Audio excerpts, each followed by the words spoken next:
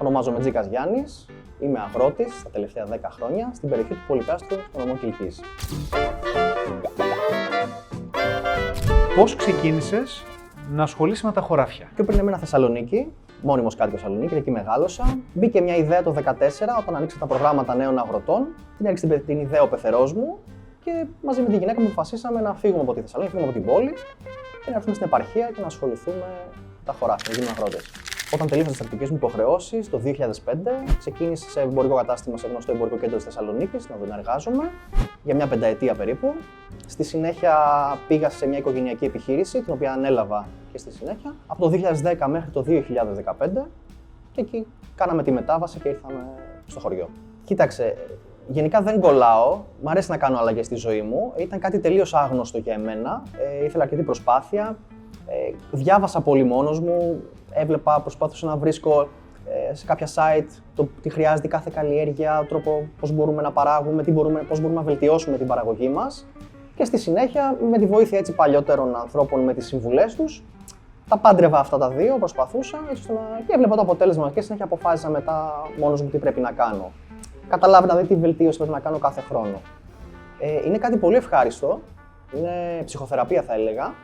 Από την άλλη, έχει και τις δυσκολίες της, τις οποίες βιώνουμε όλοι τα τελευταία χρόνια και φαίνεται νομίζω και στον κόσμο έξω που δεν ασχολείται με τη γεωργία. Βγαίνει προς τα έξω από τους αγρότες τι προβλήματα αντιμετωπίζουν. Δεν είναι εύκολο. Έτσι. Μια πολύ μεγάλη δυσκολία είναι εξοπλισμός, ο οποίος έχει πολύ μεγάλο κοστολόγιο να μπορέσει κάποιος να ξεκινήσει κάτι από την αρχή. Συνήθως, οι περισσότεροι πηγαίνουν από γενιά σε γενιά. Οπότε έχουν κάποιο εξοπλισμό από τους παλιούς, από τους παππούδες, από τους γονείς, από τους μπαμπάδες. Οπότε κάνουν μια αρχή. Το να ξεκινήσει κάποιος από το μηδέν είναι κάτι πολύ δύσκολο. Είναι όμως εφικτό? Αυτή τη στιγμή θα έλεγα όχι. Είναι πολύ δύσκολο. Είναι πολύ δύσκολο. Χρειάζεται ένα πολύ μεγάλο budget για να μπορέσει να ξεκινήσει κάποιος. Αν το έχει, δεν ξέρω αν θα έμπαινε σε αυτή τη διαδικασία. Εμένα μου αρέσει. Σε άλλους δεν ξέρω. Θα έμπαινες δηλαδή σε αυτή τη διαδικασία άμα δεν είχες ένα έτσι background εξοπλισμού και τεχνογνωσίας από πίσω? Δύσκολη ερώτηση. Δεν έχω απάντηση να σου δώσω.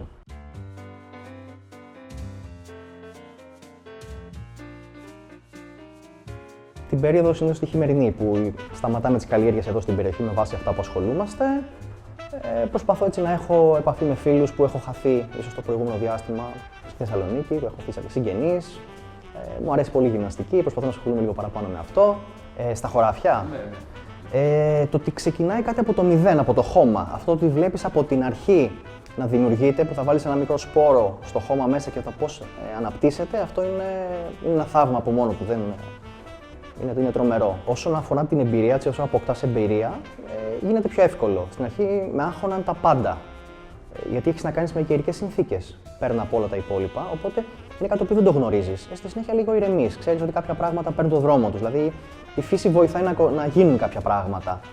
Αν θα βρέξει, δεν θα βρέξει, με τις θερμοκρασίες, αν έχει καύσωνα. Ένα πρόβλημα μεγάλο που αντιμετωπίζουμε τα τελευταία χρόνια είναι η έλλειψη νερού, το οποίο μας δυσκολεύει αρκετά. Αυτό παραμένει αγχωτικό και θα εξακολουθήσει να είναι από ό,τι φαίνεται. Κατά κύριο λόγο το βαμβάκι, έτσι, κύριε καλλιέργεια, ήταν το βαμβάκι. Δεν θα είναι, δηλαδή από την επόμενη χρονιά το 2026 δεν θα καλλιεργήσω βαμβάκι, έτσι όπως έχουν εκείνες οι συνθήκες. Σιτάρι, ηλίανθο, περισσότερο αυτές τις καλλιέργειες. Σαφώς, γιατί είναι κάτι, όπως σου είπα, το οποίο μας βοηθάει και στην ψυχολογία μας πέραν από την δουλειά, αλλά γενικότερα ότι είναι λίγο στενάχρωτο να βλέπεις τον κόσμο να φεύγει από την επαρχία και να συσσωρεύονται όλες τις πόλεις. Αυτό μακροπρόθεσμα δεν θα ωφελήσει σίγουρα. Άρα θα πρότεινες δηλαδή κάποιον. Ναι, αν μπορεί, αν έχει τη δυνατότητα, σίγουρα θα ήταν καλό. Κυκλοφορούμε στα χωράφια το καλοκαίρι και δεν βλέπεις κάποιον νέο άνθρωπο, βλέπεις μόνο ηλικιωμένους. Και είναι δύσκολο αυτό. Θα σου πω τα αρνητικά που βλέπω στην πόλη. Λείπω 10 χρόνια από την πόλη και όποτε κατεβαίνω έτσι, στον χρόνο τον οποίο έχω στα κενά μου λόγω της δουλειάς, το χειμώνα ιδιαίτερα, αντικρίζω μια τρέλα που υπάρχει. Οι ρυθμοί έχουν αλλάξει πάρα πολύ.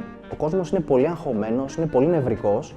Εδώ είμαστε λίγο πιο ήρεμοι άνθρωποι. Και εδώ σίγουρα οι άνθρωποι έχουν πολλά προβλήματα, πολλές δυσκολίες αντιμετωπίζουν. Αλλά δεν είμαστε σε αυτή την κατάσταση που συμβαίνει, που υπάρχει στις πόλεις. Σίγουρα να εξοπλιστούν με υπομονή. Δεν είναι εύκολα όσα αντιμετωπίζουμε, ούτε αυτά που έρχονται, έτσι, γιατί αντιλαμβάνομαι τις δυσκολίες και τους προβληματισμούς που έχει ο κάθε άνθρωπος. Αυτό που έχω όχι χρυσή τομή να πω, αυτό που έχω διακρίνει σε μένα το οποίο με βοηθάει είναι να μην μένω στα ίδια και στα ίδια. Πολλές φορές κάτι το οποίο βλέπουμε λίγο ίσως στην επαρχία και είναι λίγο αρνητικό σε πολλούς ανθρώπους είναι ότι έχουν μάθει με έναν τρόπο και συνεχίζουν. Πρέπει λίγο να κάνουμε προσαρμογές, ανάλογα με το πώς είναι οι περιστάσεις, πώς είναι η εποχή.